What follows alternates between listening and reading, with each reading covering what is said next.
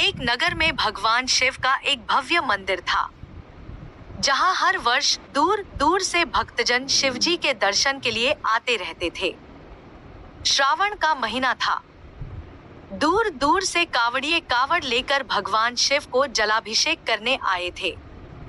मंदिर का परिसर भक्तों की भीड़ से भरा हुआ था। तभी अचानक आकाश में बिजलियां हुई और सोने का एक थाल उतरा। उसी के साथ एक भविष्यवाणी हुई कि जो कोई भगवान शंकर का सच्चा भक्त और प्रेमी होगा उसी को यह थाल मिलेगा। मंदिर के परिसर में उपस्थित सभी लोगों ने यह भविष्यवाणी सुनी। धीरे धीरे सभी इकट्ठे हो गए। जो लोग मंदिर की व्यवस्था देखते थे, उन्हें तो पूरा विश्वास था कि यह थाल हमें मिलेगा, इसलिए वे सबसे आगे जाकर खड़े हो गए। सबसे पहले एक पंडित जी आए और बोले, देखिए, मैं प्रतिदिन महादेव का अभिषेक करता हूँ, अतः मैं ही भोलेनाथ का सबसे निकटवर्ती प्रेमी और भक्त हूँ। इतना कहकर पंडित जी ने थाल उठाया। जैसे ही पंडित जी ने थाल उठाया, थाल पीतल का हो गया। यह देखकर पंडित जी बड़े लज्जित हुए। उन्होंने थाल रखा और वहां से निकल गए। इसी प्रकार वहां उपस्थित सभी पंडितों ने खुद को आजमाया, लेकिन शायद उनमें से कोई भी सच्चा भक्त नहीं था। उन्हें भी थाल यथास्थान पर रखकर चले जाना पड़ा।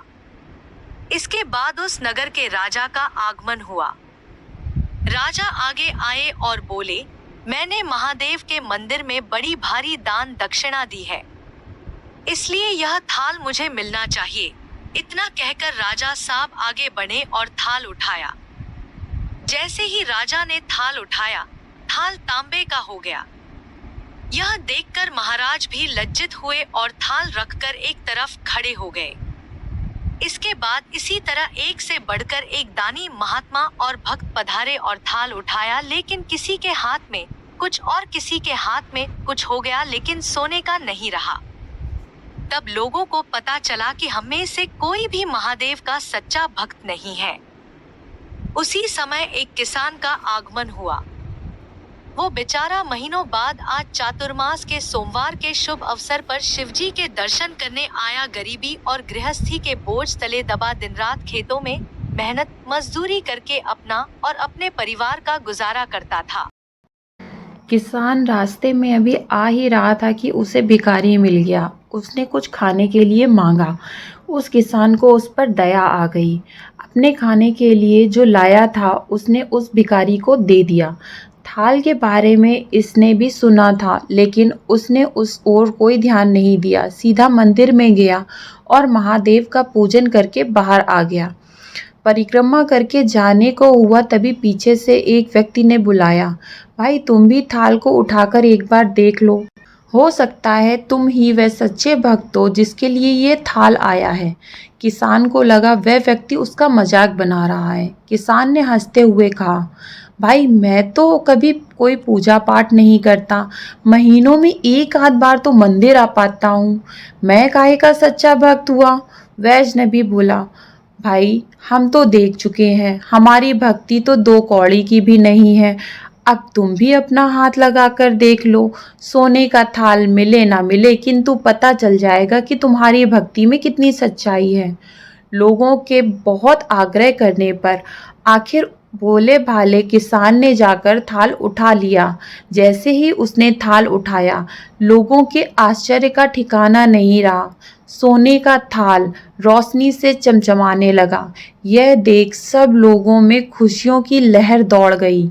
सभी लोग उसके जयकारे लगाने लगे और कहने लगे कि तुम ही सच्चे भक्त हो, और ये भी पूछने लगे कि अब हमें भी बता दो कि तुम कैसे भक्ति करते हो जिससे महादेव तुमसे इतने ज़्यादा प्रसन्न हैं।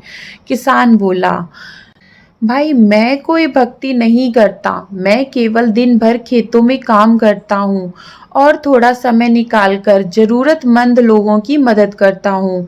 इसके अलावा मैं कोई विशेष कार्य नहीं करता। लोग पूछने लगे, तुम लोगों की मदद क्यों करते हो?